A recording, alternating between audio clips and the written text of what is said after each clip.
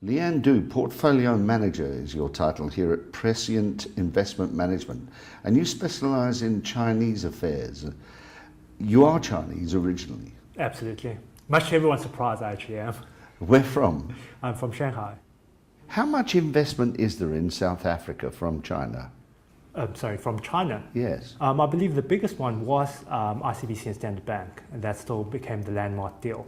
Certainly in the rest of Africa, there's massive Chinese investments, and in the mining and resources sector in South Africa, there have been some investments. You know, the one question I have to ask you, how long-term is trading with China and Africa? Because many people have a view that 2020 or 2024 will see the end to it. When China's got what it wants, goodbye Africa. I think that's a very large misconception. If you look at Chinese urbanization rates, they're sitting around 50%, and compared to some of the emerging markets, they're sitting around 70 or 80.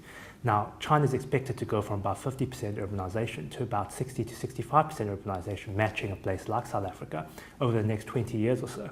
That implies that over 200 million Chinese people will move away from the farmlands into the cities. That 200 million Chinese people will require resources, will require a massive construction boom, will require infrastructure, will require general upgrade to their lifestyle. So I think this is going to be a very, very long-term relationship that will benefit both continents over the long term. Didn't China move a little bit too quickly? I mean, you've got ghost towns now, a lot of cities, these huge developments that are empty. Did it not move just that little bit too quickly? I think there's a little bit of misconception there. There's a few things. Firstly, there's actually, in fact, very, very few ghost towns. A lot of the ghost towns you've seen has, in fact, been filled up quite quickly because there's this massive need for these towns. And what people don't see is that the Chinese build it first and then people get moved there rather than an organic kind of growth.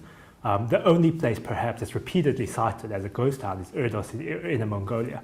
On a per capita basis, Inner Mongolia is the wealthiest place in China due to their massive resource wealth. And I think that has gotten a little bit ahead of itself. But certainly on the nation as a whole, there's a massive shortage still remaining, with a lot of people living in very, very poor areas in very, very unbuilt and rural type of lifestyles that will need to change in the coming decades.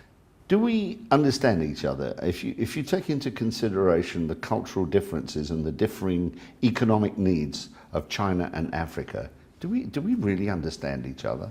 I think there's actually a very natural fit that I think Africa hasn't quite fully exploited. Africa has a lot of resources, which China requires. At the same time, China has experienced being such quick developers of infrastructure and construction. It has massive depth in construction, as well as the technology required for fast construction, which is much needed in Africa. I think the relationship perhaps is a little bit biased, whereas China understood what it wanted out of Africa, and Africa wasn't quite clear in what it wanted out of the Chinese relationship. And I hope that in the coming years, certainly, I think Africa become more and more aware of this, and I think the relationship can really become very robust from that perspective. If you were talking to South African businessmen and to some extent African businessmen, what would you advise them to do to make this understanding clear? I think when you get into, I guess the businessman sector does quite well. So we're very, very smart businessmen here in Africa, certainly. I think perhaps it's the government sector that more needs to have, a coherent government policy with regards to, uplifting Africa as a whole. To kind of make the relationship more two-way instead of just exporting raw resources to China.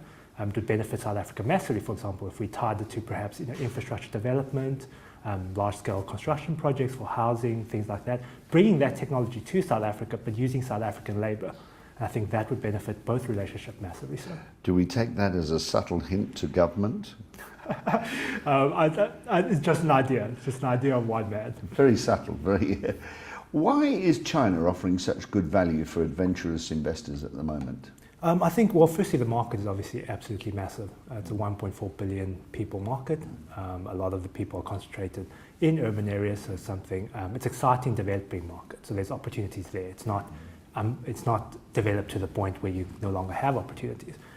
You have a lot of wealth creation, certainly in the middle of China, moving away from the coastal areas in the middle of China, where there's this massive 20% a year growth kind of wealth creation occurring that most people do not see. And I think that's what attracts people to China.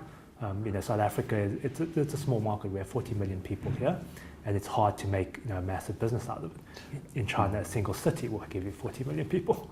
Yes, I know, because if one looks at Shanghai, I mean, that's the whole of the population of South Africa and plus.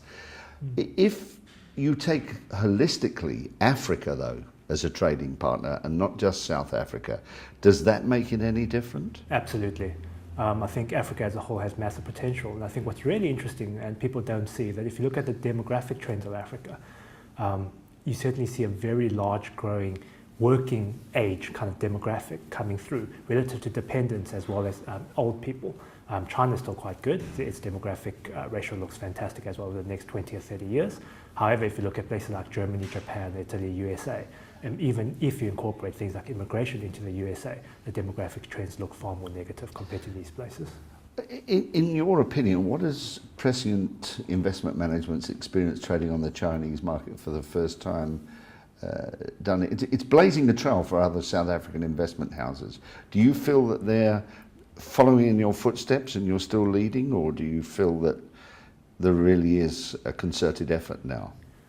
As far as I'm aware, we are the first South African investment manager to be awarded a QV license to allow us to directly invest in China.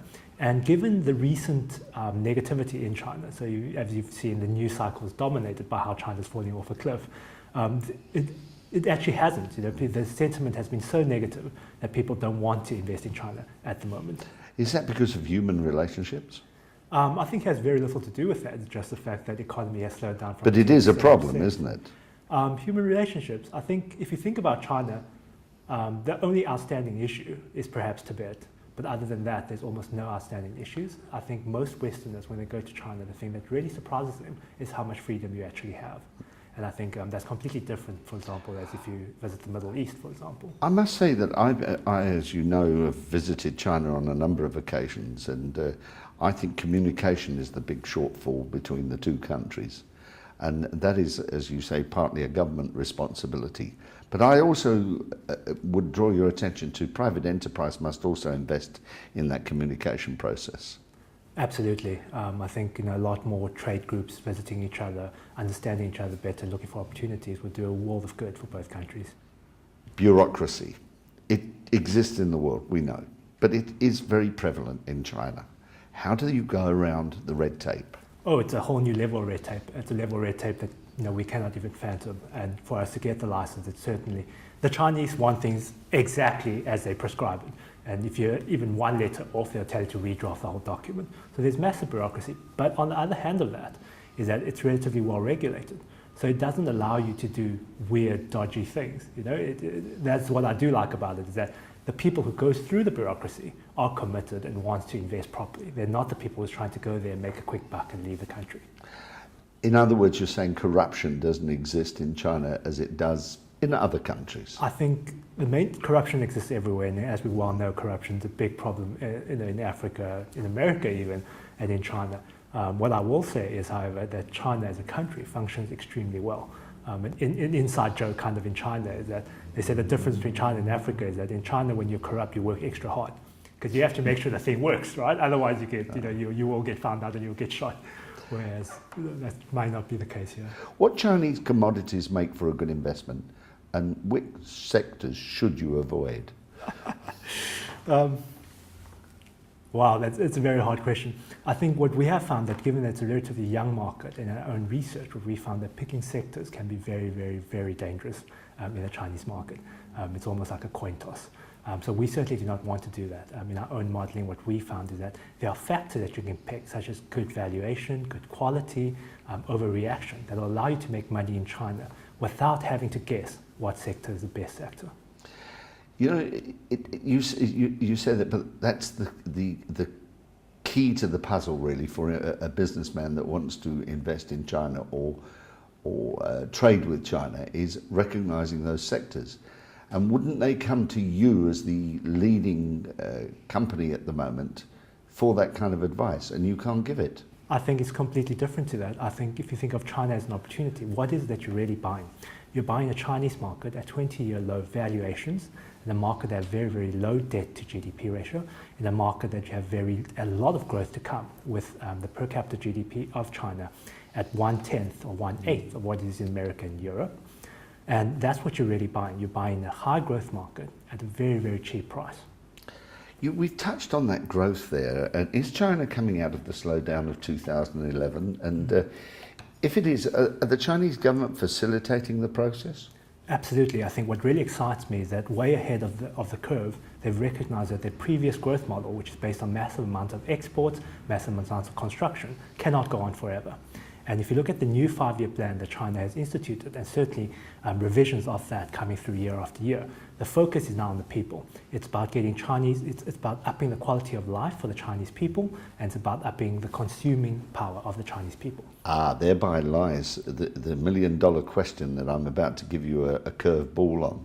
How can China keep its wage bill low and at the same time appease the aspirations of its population? I think every country goes through that cycle, right? That would be the same thing that happens in America, the same thing everywhere. I think the beauty of that is that Chinese, in terms of the usage of capital, is relatively low. So they have massive productivity gains that could be had from doing that. So they don't necessarily have to keep wage bills unbelievably low. What they have to make sure is that per person in China, that the productivity continues to increase. And I think that's relatively easy to do when you're coming off a very low base and everyone's not being that productive. But isn't there a little cloud hanging there called unions that will one day surface? I mean, we go back through the history of China and look at the peasant revolts, which have been China's biggest problems. Do you not see that massive, for want of a better terminology, peasant revolt towards unionization? Absolutely, I think, and the government's very well aware of that. I think that's why the government, if you look at the last 2 years... Does it scare the government? Oh, absolutely. It terrifies them. I mean, they realize that Chinese history are full of very, very powerful empires who eventually lose the people. And you lose the people through corruption, through not ruling well. Making sure you're not taking care of the people is what causes you to go down. And I think they learned from that history very, very well. And that's why they have this massive focus on people. If you look at corruption, for example, China has gone on a massive drive to try and drive down corruption and drive out corruption because they understand that this makes people most upset. In fact, the new leader, the premier, Li Keqiang, that was one of the things he said. He said, we have a problem with growth, we have a problem with poverty, but the primary problem that we have is corruption. Because corruption really, really upsets the people, and we have to stand together and root that out as a party, or else we will lose power.